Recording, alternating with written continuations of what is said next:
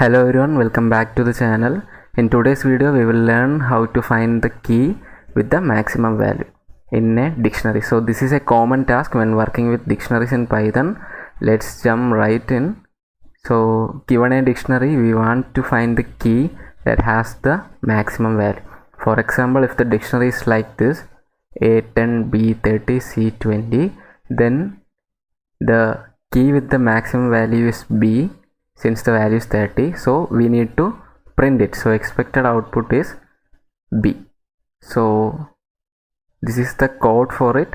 Let me explain it. First we define a function key with maximum value that takes a dictionary as input. So this function takes dictionary as input, then we return maximum of dictionary where key equal to dictionary.get. So we use the built-in max function to find the key with the maximum value. So here we find the key with the maximum value, then the key argument is set to dictionary.get, which means the max function will compare the dictionary values to find the maximum one. So let me explain it once more. We used the built-in max function to find the key with the maximum value, then the key argument is set to dictionary.get. Here key argument is set to dictionary.get, which means the max function will compare the dictionary values to find the maximum one.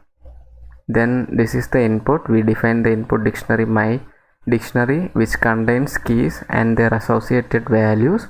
Then we call the function to find the key with the maximum value and print the result. So let's run this. The output should be key with maximum value is B. Yeah, the key with maximum value is B. So the key concept we learned are how to use max with dictionaries, then how to access dictionary values. Like here we used the dictionary.get to fetch values for comparison during the max function, then how to find the maximum value key. And that's how you can easily find the key with the maximum value in a dictionary, and it's a quick and efficient way to extract the key with the highest value. So if you found this video helpful, don't forget to like, share and subscribe. Stay tuned for more coding challenges, and as always, happy coding.